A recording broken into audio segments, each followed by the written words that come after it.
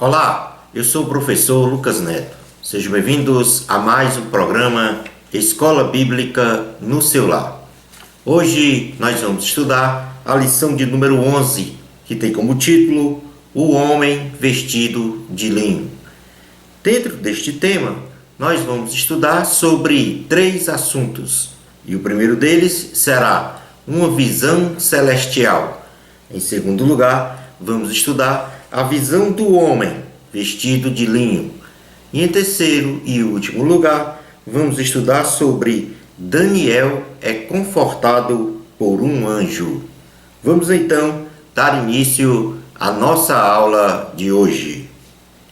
No capítulo 10 do livro de Daniel, um anjo anuncia os acontecimentos dos últimos dias.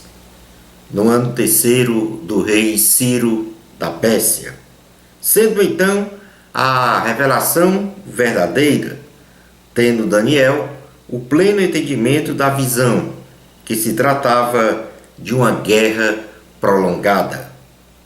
Esta guerra, revelada no capítulo 11, se refere à grande batalha entre o general Seleuco e o general Ptolomeu, que dividiam com outros 2 generais o reino da Grécia de Alexandre o Grande. Isto por ocasião da sua morte.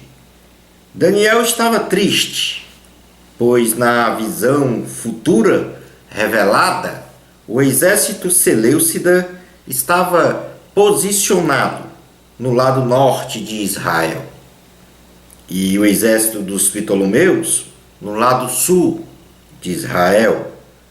Certamente estes 2 exércitos passariam em marcha por dentro do território da nação israelense, sendo então uma ameaça à sua integridade territorial. No tempo presente daquele momento, Daniel estava triste, pois fazia pouco tempo que Israel voltara a Jerusalém e as obras do templo e da cidade estavam paradas. Mas Daniel era um homem de oração e estava naquele momento a realizar intensas orações e um jejum de 21 dias, pedindo ao Senhor em favor da sua nação. É o que nós podemos contemplar em Daniel capítulo 10, versículos 1 a 3. Vamos então ler agora neste momento. Diz assim a palavra do Senhor. No terceiro ano de Ciro, rei da Pérsia, foi revelada uma palavra a Daniel, cujo nome é Beltesazar. A palavra era verdadeira e envolvia grande conflito. Ele entendeu a palavra e teve a inteligência da visão. Naqueles dias eu, Daniel, pranteei durante 3 semanas. Manjar desejável não comi, nem carne, nem vinho entraram na minha boca. Nem me ungi com óleo algum, até que passaram as 3 semanas inteiras. Em verdade, este capítulo 10 do livro de Daniel é o prólogo da última visão de Daniel com relação aos acontecimentos relativos à nação de Israel e a dos últimos dias de nossa era, delineados então nos capítulos 11 e 12 deste mesmo livro. Passemos a estudar agora o item 2 da lição. A visão do homem vestido de linho. Foi às margens do rio Hidekel, ou seja, Eufrates, que Daniel teve a visão mais esplendorosa de todas até então reveladas, pois muitos estudiosos da Bíblia Sagrada acreditam que Daniel viu a teofania do próprio Senhor Jesus, por tratar-se então de uma semelhante visão de Jesus glorificado que o apóstolo João teve na ilha de Patmos e foi registrado no livro de Apocalipse. Então vamos ler Daniel capítulo 10, versículos 4 a 6 e Apocalipse capítulo 1, versículos 9 a 20 e veremos então as semelhanças das duas visões. Daniel capítulo 10, versículos 4 a 6 diz assim: No dia 24 do primeiro mês, estando eu à borda do rio grande, chamado Tigre, levantei os olhos e olhei, e eis um homem vestido de linho, cujos ombros estavam cingidos de ouro puro de Ofaz. O seu corpo era como o berilo, o seu rosto como um relâmpago, os seus olhos como rochas, como tochas de fogo, e os seus braços e os seus pés brilhavam como bronze polido, e a voz das suas palavras era como o estrondo de muita gente. Vamos então dar uma lida agora no livro de Apocalipse, capítulo 1, versículos 9 a 10. O livro de Apocalipse é o último livro da Bíblia. Diz assim a palavra do Senhor, Apocalipse 1, 9 a 20. Eu, João, irmão vosso e companheiro na tribulação, no reino e na perseverança em Jesus, achei-me na ilha chamada Patmos, por causa da palavra de Deus e do testemunho de Jesus. Achei-me em espírito no dia do Senhor e ouvi por detrás de mim grande voz como de trombeta, dizendo: o que vês, escreve em livro e manda às 7 igrejas: Éfeso, Esmirna, Pérgamo, Tiatira, Sardes, Filadélfia e Laodiceia. Voltei-me para ver quem falava comigo, e voltado vi 7 candeeiros de ouro, e no meio dos candeeiros um semelhante a filho de homem, com vestes talares, e cingido à altura do peito com uma cinta de ouro. A sua cabeça e cabelos eram brancos como a alva lã, como neve, os olhos como chama de fogo, os pés semelhante ao bronze polido, como que refinado numa fornalha. A voz como voz de muitas águas. Tinha na mão direita 7 estrelas, e da boca saía-lhe uma afiada espada de 2 gumes. O seu rosto brilhava como o sol na sua força. Quando o vi, caí a seus pés como morto. Porém, ele pôs sobre mim a mão direita, dizendo: Não temas, eu sou o primeiro e o último, e aquele que vive. Estive morto, mas eis que estou vivo pelos séculos dos séculos, e tenho as chaves da morte e do inferno. Escreve, pois, as coisas que viste, e as que são, e as que hão de acontecer depois destas. Quanto ao mistério das 7 estrelas que vistes na minha mão direita, e aos 7 candeeiros de ouro, as 7 estrelas são os anjos das 7 igrejas, e os 7 candeeiros são as 7 igrejas. Os homens que estavam com Daniel, por ocasião da visão do Senhor glorificado, não puderam contemplar aquela majestosa visão do Senhor, mas eles sentiram grande temor e fugiram do local que estavam. Somente Daniel viu o Senhor Jesus, e pela inédita e impactante visão da glória de Deus em pessoa, o servo de Deus se emocionou e sentiu-se sem forças, e ao ouvir a voz do Senhor, se prostrou com o rosto em terra, e então ficou adormecido. É o que diz Daniel, capítulo 10, versículos 7 a 9. Diz assim a palavra do Senhor. Só eu, Daniel, tive aquela visão. Os homens que estavam comigo nada viram. Não obstante, caiu sobre eles grande temor, e fugiram e se esconderam. Fiquei, pois, eu só, e contemplei esta grande visão, e não restou força em mim. O meu rosto mudou de cor e se desfigurou, e não retive força alguma. Contudo, ouvi a voz das suas palavras, e ouvindo-a, caí sem sentidos, rosto em terra. Passando a estudar agora o item 3 da lição, Daniel é confortado por um anjo. Face ao estado de desfalecimento de Daniel, um anjo toca-lhe com a mão e diz-lhe que ele era muito amado pelo Senhor.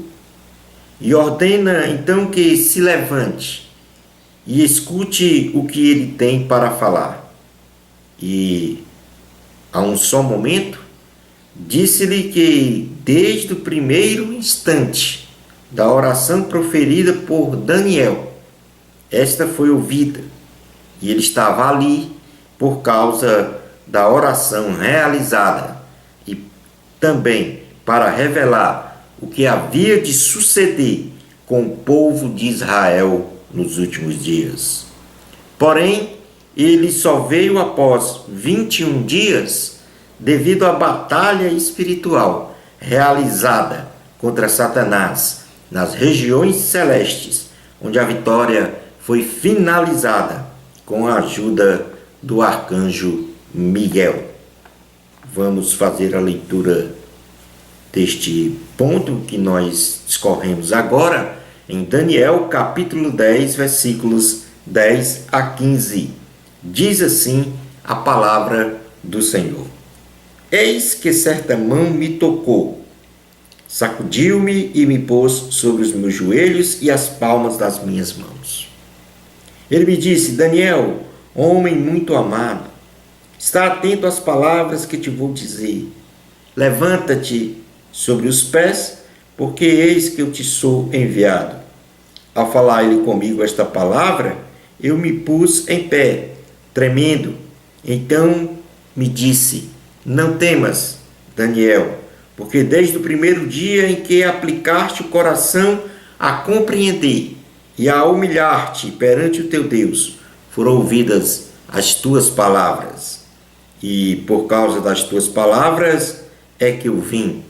Mas o príncipe do reino da Pérsia me resistiu por 21 dias.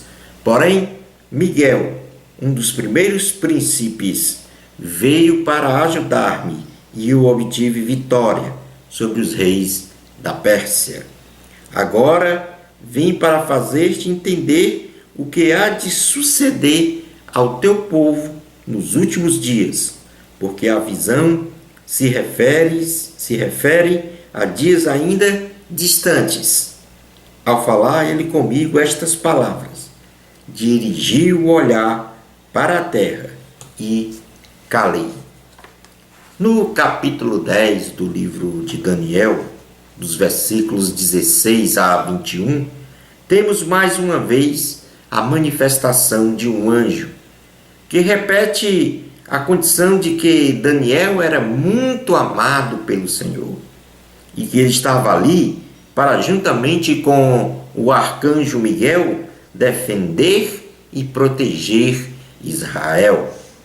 A oração de Daniel foi ouvida e atendida pelo Senhor diante do vislumbre das batalhas espirituais desfechadas nas regiões celestiais.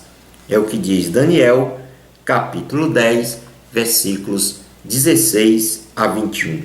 Diz assim a palavra do Senhor: E eis que uma como semelhança dos filhos dos homens me tocou os lábios.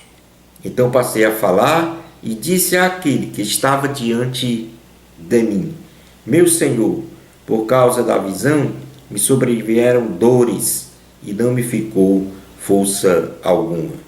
Como, pois, pode o servo do meu senhor falar com o meu senhor? Porque quanto a mim, não me resta já força alguma, nem fôlego ficou em mim. Então me tornou a tocar aquele semelhante a um homem e me fortaleceu. E disse: Não temas, homem muito amado. Paz seja contigo. Sê forte, sê forte. Ao falar ele comigo, fiquei fortalecido e disse: Fala, meu Senhor, pois me fortaleceste. E ele disse: Sabes porque eu vim a ti? Eu tornarei a pelejar contra o príncipe dos persas, e saindo eu, eis que virá o príncipe da Grécia. Mas eu te declararei o que está expresso na Escritura da verdade. E ninguém há que esteja ao meu lado contra aqueles, a não ser Miguel, vosso príncipe. Estamos na narrativa deste fato diante do que chamamos de batalhas espirituais, que todos nós passamos em diferentes momentos, lugares e circunstâncias da nossa vida cristã. Vamos agora, neste momento, estudar sobre este importante assunto na vida espiritual de um cristão.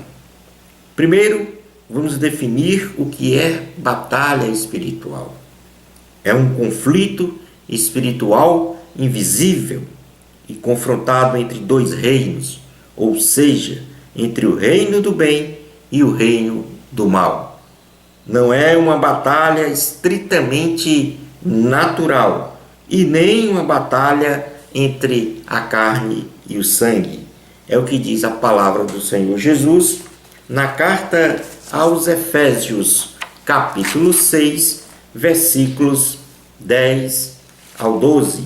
Diz assim a palavra do Senhor: Quanto ao mais, sede fortalecidos no Senhor e na força do seu poder. Revesti-vos de toda a armadura de Deus, para poderdes ficar firmes contra as ciladas do diabo.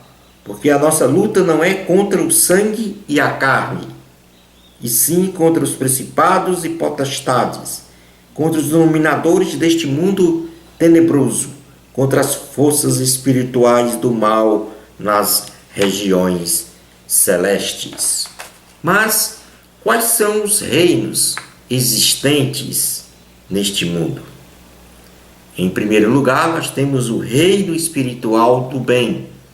Este reino é composto pela Santíssima Trindade, Pai, Filho e Espírito Santo, bem como os seus anjos e os homens obedientes a Deus.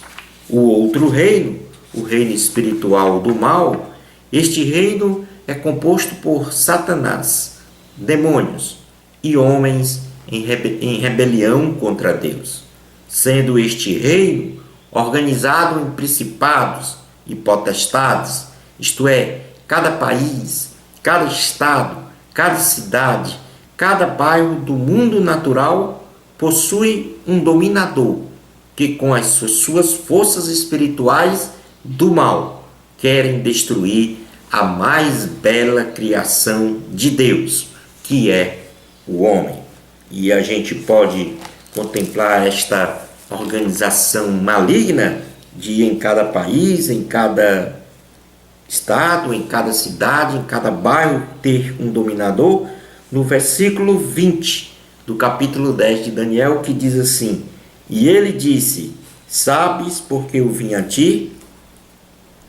Eu tornarei a pelejar contra o príncipe dos persas, e saindo eu, eis que virá o príncipe da Grécia.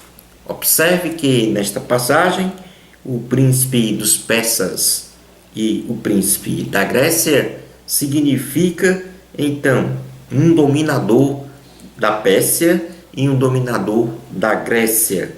E o anjo enviado pelo Senhor, com a ajuda do arcanjo Miguel, estava a batalhar contra estes dois anjos dominadores do mal.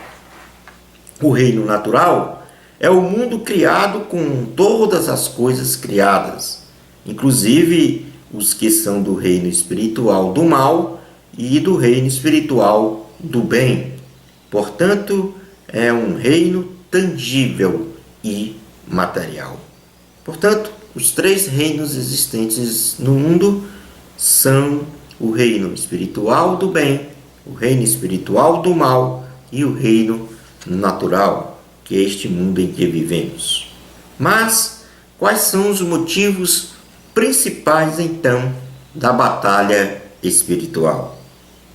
Em primeiro lugar, Satanás ele quis ser igual a Deus e por isso mesmo foi expulso do céu com a terça parte dos anjos, que se tornaram rebeldes, e a partir daí Satanás e seus asseclas se opõem a tudo o que é de Deus.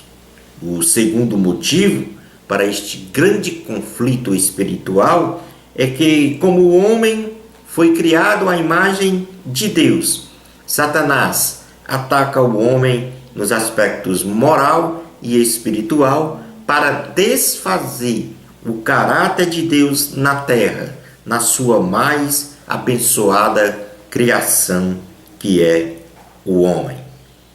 Vamos então agora passar a discorrer sobre quais são as áreas onde ocorre a batalha espiritual.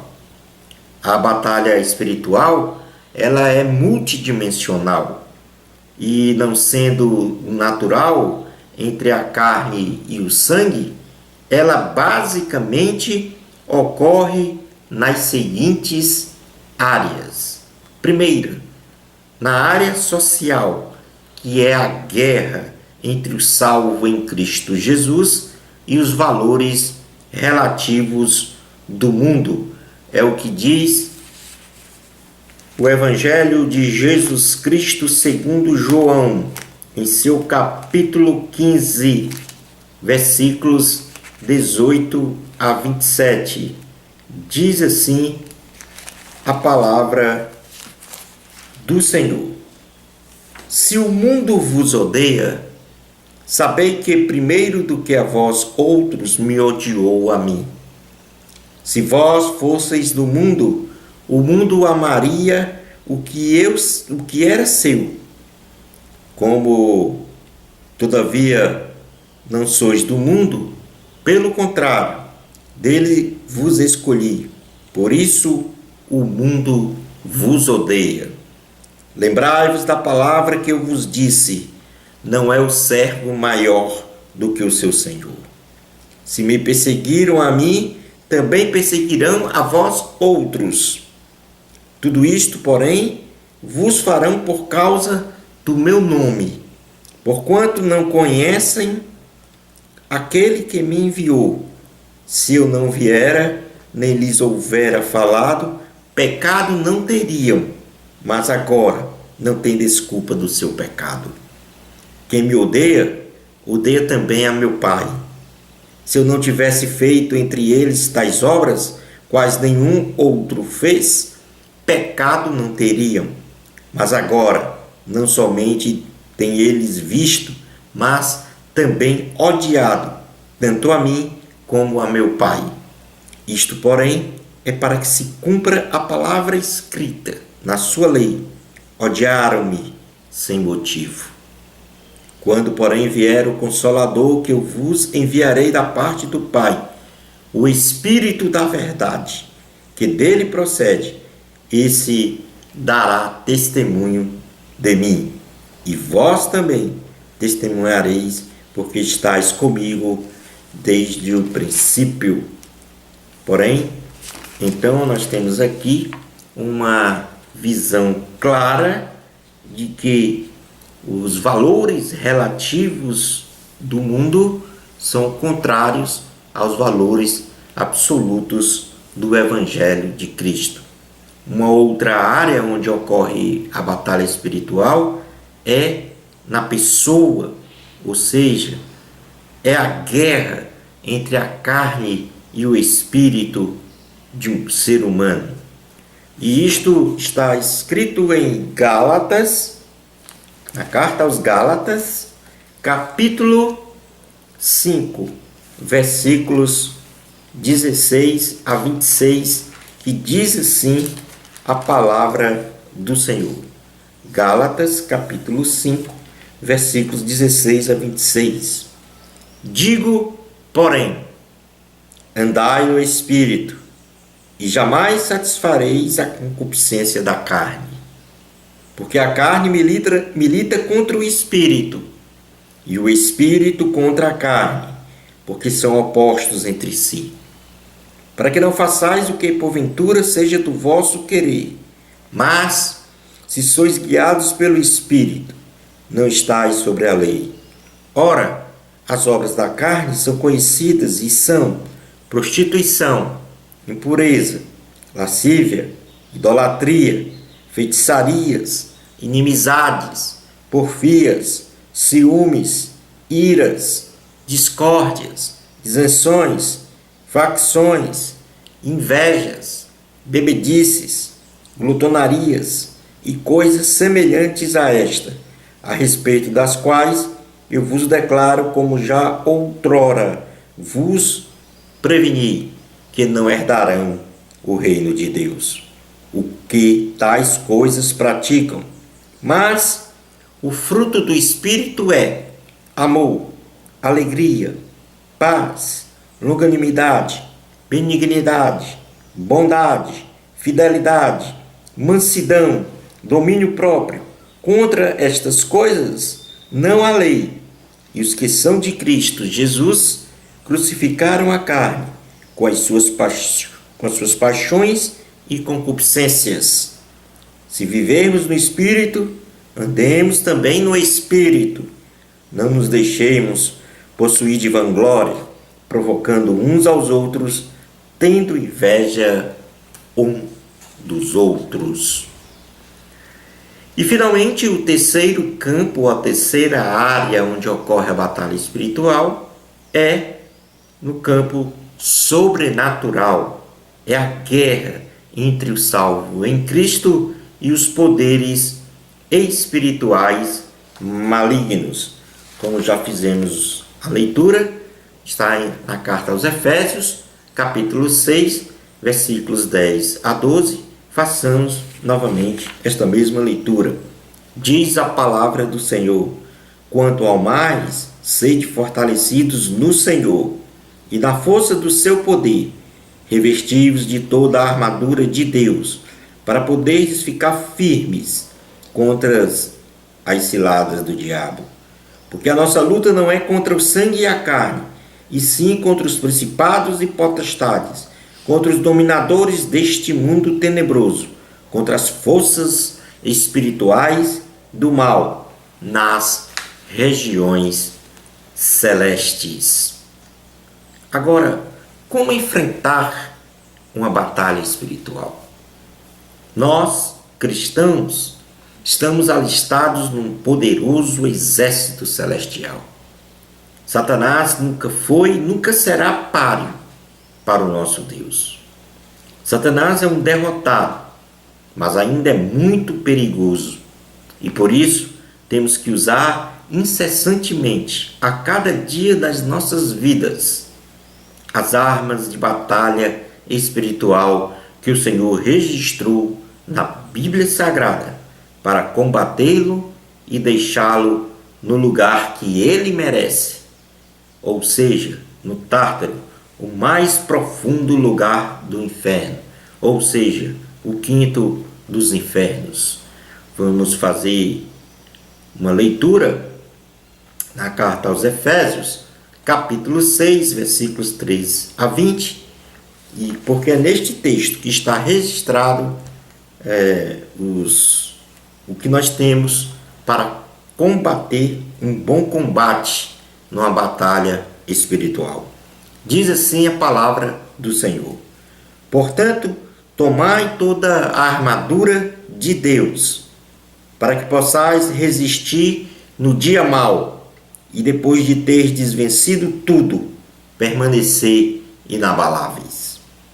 Estai, pois, firmes, cingindo-vos com a verdade e vestindo-vos da couraça da justiça. Calçai os pés com a preparação do evangelho da paz, embraçando sempre o escudo da fé, com o qual podereis apagar todos os dardos inflamados do maligno. Tomai também o capacete da salvação e a espada do Espírito, que é a palavra de Deus, com toda oração e súplica, orando em todo o tempo no Espírito, e para isto, vigiando com toda perseverança e súplica por todos os santos, e também por mim, para que me seja dado ao abrir a minha boca a palavra, para com intrepidez fazer conhecido o mistério do Evangelho, pelo qual sou embaixador em cadeias, para que em Cristo eu seja usado para falar como me cumpre fazê-lo. Portanto, nós só podemos combater Satanás e travar uma batalha espiritual com os principados e potestades do mal se estivermos revestidos com a armadura de Deus, que é a força do Espírito Santo. Nesta armadura, nós devemos estar paramentados com os seguintes apetrechos. Diz assim a palavra do Senhor: cinto é o primeiro acessório que representa então a verdade, e somente Jesus Cristo é a verdade. Então, o primeiro acessório a utilizarmos é o cinto, que representa esta verdade. E está no versículo 14, que diz assim, na parte A: estais, pois, firmes, cingindo-vos com a verdade, ou seja, utilizando o cinto da verdade. Em segundo lugar, o acessório que nós devemos usar na armadura de Deus é a couraça da justiça, que representa a justiça de Cristo. Logo, devemos ser verdadeiros cristãos para sermos justos, fazendo sempre o que é certo, segundo a vontade de Deus. E isto nos dá então a confiança para resistir à tentação. É o que está escrito, a couraça da justiça, no versículo 14, na parte B, que diz assim: e vestindo-vos da couraça da justiça. Portanto, a couraça da justiça representa a justiça de Cristo, ou seja, fazer o que é certo. Em terceiro lugar, a palavra nos diz que nós devemos utilizar o calçado, que representa os valores absolutos do Evangelho de Cristo. E por isso nós devemos praticar tudo que está escrito na palavra de Deus, especialmente a oração, o jejum, o louvor, a adoração, a santificação, o amor e, sobretudo, a obediência ao Senhor. Isto nos dá estabilidade no desenvolvimento de nossa vida espiritual. É o que está escrito no versículo 15, o uso do calçado. Calçai os pés com a preparação do Evangelho da paz. O quarto acessório da armadura de Deus é o escudo da fé. Representa então a fé. Sem fé é impossível agradar a Deus. A fé sobrenatural é o grande instrumento de proteção e eliminação das armadilhas e ciladas do diabo. É o que está no versículo 16. Embraçando sempre o escudo da fé, com o qual podereis apagar todos os dardos inflamados do maligno. O quinto acessório da armadura de Deus é o capacete da salvação. Representa a firmeza de ser salvo, tendo este estado como o maior valor de sua vida, sendo fiel até o fim, quando então ressuscitaremos num corpo glorificado, consumando então a efetiva salvação. É o que está escrito no versículo 17, que diz assim, na parte A: tomai também o capacete da salvação. E como último acessório desta armadura de Deus, nós temos a espada do Espírito. Todas as armas até aqui delineadas são armas de defesa. Porém, a palavra de Deus, representada pela espada, deve ser utilizada pelo salvo para derrotar os conceitos e as astúcias de Satanás. A palavra de Deus nos dá o discernimento espiritual para compreender o que é do espírito da verdade e o que é do espírito do erro. Jesus, na tentação que sofreu de Satanás no deserto, sempre usou o termo "está escrito" para calar e acabar com o maligno. É obrigação nossa ler, meditar e estudar a Bíblia Sagrada com oração e com súplica. É o que nós podemos ler no versículo 17 e 18, que diz assim: tomai também o capacete da salvação e a espada do Espírito, que é a palavra de Deus, com toda oração e súplica, orando em todo o tempo no Espírito, e para isto, vigiando com toda perseverança e súplica por todos os santos. Os anjos também são importantes instrumentos para o nosso auxílio nos conflitos espirituais, pois eles interpretam a vontade de Deus para nós. Eles nos protegem, provêm direção, trazem respostas de oração, anunciam revelações. Eles também dão instrução, trazem juízo e intercedem em favor dos salvos, entre outras ações benéficas. Tudo isto sob o comando do Senhor Jesus.